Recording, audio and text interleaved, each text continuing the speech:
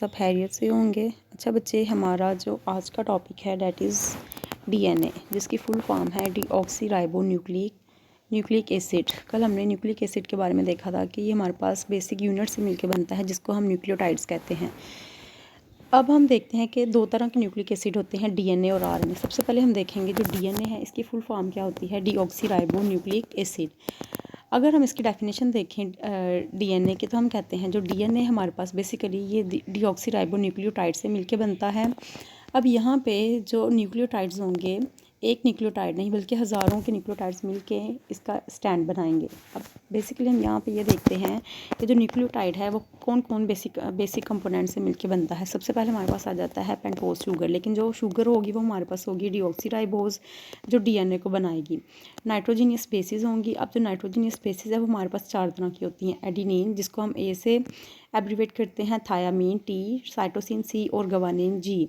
साथ में हमारे पास अटैच होता है फॉस्फेट ग्रुप, जिसको हम पी से डोनेट करते हैं। नेक्स्ट हमारे पास आ जाता है कि हमारे पास जो डीएनए है इसको किसने डिस्कवर करवाया था। इन 1953 में यूएस बायोलॉजिस्ट जेम्स वाटसन और ब्रिटिश बायोलॉजिस्ट फ्रांसिस क्रिक जो था, उसने डीएनए का मॉडल पेश किया था, जिसको हम डबल हेलिक्स मॉडल भी कहते हैं। अब बेसिकली इन्होंने जब इसके ऊपर काम किया तो 1962 के अंदर जो था, जेम्स और क्रिक को डिस्कवरी ऑफ डीएनए के डबल हेलिक्स स्ट्रक्चर के ऊपर जो है वो नोबेल प्राइज़ भी दिया गया था। नेक्स्ट अगर हम बात करें डीएनए के मॉडल की, तो हम कहते हैं जो जेम्स और क्रिक ने जो मॉडल पेश किया था वो बेसिकली डीएनए का किस तरह का मॉडल था। अगर हम इसके मॉडल की बात करें तो हम कहते हैं जो डीएनए वो डबल हेलिक्स मॉलिक्यूल से मिलके बनता है, यानी कि जो इसका जो मॉडल होगा बेसिकली वो 2 स्टैंड से मिलके बना होगा। जो 2 स्टैंड्स है वो न्यूक्लियोटाइड्स के स्टैंड बनेंगे। न्यूक्लियोटाइड के मॉलिक्यूल्स जुड़ते जाएंगे, वो एक स्टैंड बनाएंगे। इस तरह से दूसरी तरफ भी जो न्यूक्लियोटाइड का स्टैंड जो है वो बनेगा, यानी कि पॉलीन्यूक्लियोटाइड्स, एक से ज़्यादा न्यूक्लियोटाइड मिलेंगे तो वो जो है वो स्टैंड्स बनाते जाएंगे। अब हमारे पास ये इस तरह का स्ट्रक्चर होता है, जस्ट लाइक एक स्प्रिंग होता है, एक दूसरे के ऊपर इनरोल हुआ होता है, इसलिए हम इसको कहते हैं डबल हेलिक्स मॉलिक्यूल। अगर हम बात करें तो जो दोनों स्टैंड्स हैं वो एक दूसरे के ऊपर कॉइल हुए होते हैं, यानी कि एक दूसरे के ऊपर एक स्टैंड एक दूसरे के ऊपर स्पाइरल रिंग की तरह जो है वो कॉइल हुआ होता है। अगर हम बात करें इनका, जो हमारे पास जो दोनों स्टैंड्स हैं बेसिकली वो कौन बनाते हैं आपस में, वो बनाती है नाइट्रोजीनियस बेसिस, यानी कि एक स्टैंड की नाइट्रोजीनियस बेस मिलती है दूसरे जो है स्टैंड के नाइट्रोजीनियस बेस के साथ, और इनके दरमियान में जो नाइट्रोजीनियस बेस के दरमियान में जो बॉन्डिंग बनती है बेसिकली होती है हाइड्रोजन बॉन्डिंग। हमने 4 तरह की जो है वो नाइट्रोजीनियस बेसिस देखी हैं, एडिनिन, गवानीन, साइटोसिन और थायामीन। तो यहाँ पे हम देखते हैं कि कौन सी नाइट्रोजीनियस बेसिस हैं एक स्टैंड की जो मिलेंगी दूसरे ऑपोजिट स्टैंड के साथ।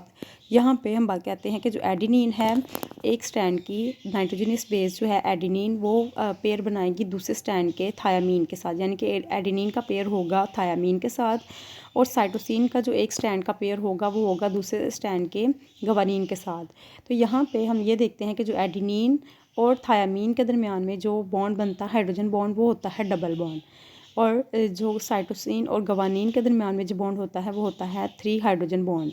यहाँ पे बेसिकली नाइट्रोजनियस बेसिस मिलती हैं तो वो आपस में डबल स्टैंड मॉलिक्यूल को जोड़ती हैं, यानी कि एडिनिन मिलता है थायामीन के साथ 2 हाइड्रोजन बॉन्ड के साथ, और जो साइटोसिन है वो बेसिकली मिलता है हमारे यहाँ पे 3 हाइड्रोजन बॉन्ड मिलता है साइटोसिन का गवानीन के साथ। नेक्स्ट अगर हम बात, यहाँ पे अगर आपको उनका स्ट्रक्चर भी नज़र आ रहा होगा, इस तरह से हमारे पास डबल हेलिकल स्ट्रक्चर है, यानी कि एक स्टैंड दूसरे स्टैंड के ऊपर जो है वो कॉइल फॉर्म में मौजूद है।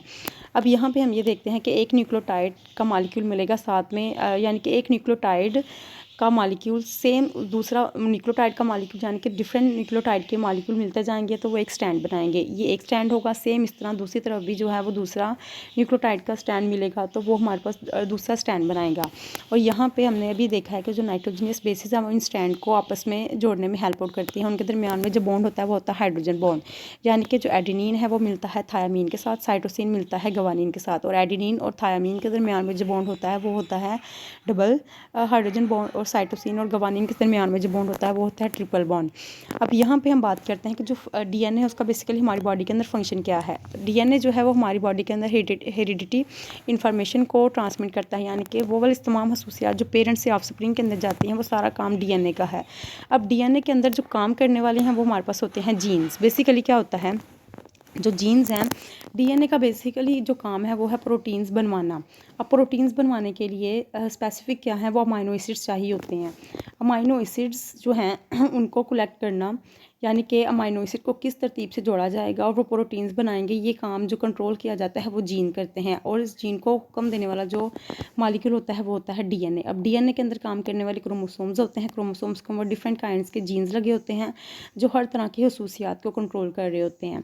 यानी कि प्रोटीन्स बनेंगी, प्रोटीन्स किस तरीके से बनेंगी और कौन सी प्रोटीन कौन सी वाली खसूसियात को जो है वो कंट्रोल करेगी, वो सारा बनवाने का जो काम है वो डीएनए का है। और डीएनए के अंदर जो करैक्टर जो इस काम को कंट्रोल कर रहा होता है वो होती हैं डिफरेंट जीन्स, यानी कि हर एक करैक्टर के लिए स्पेसिफिक जीन होती है जो कि डीएनए के स्ट्रैंड के ऊपर मौजूद होती है। अब अगर हम बात करें कि रिप्रोडक्शन के अंदर जो डीएनए है उसका बेसिकली फ़ंक्शन क्या है कि सारी की सारी जो विरासती इंफॉर्मेशन, यानी कि जो करैक्टरिस्टिक्स होते हैं पेरेंट्स से ऑफस्प्रिंग में एक नस्ल से दूसरी नस्ल तक, वो सारा का सारा उसको जो ट्रांसमिट करने का काम है वो बेसिकली कौन करता है, डीएनए करते हैं।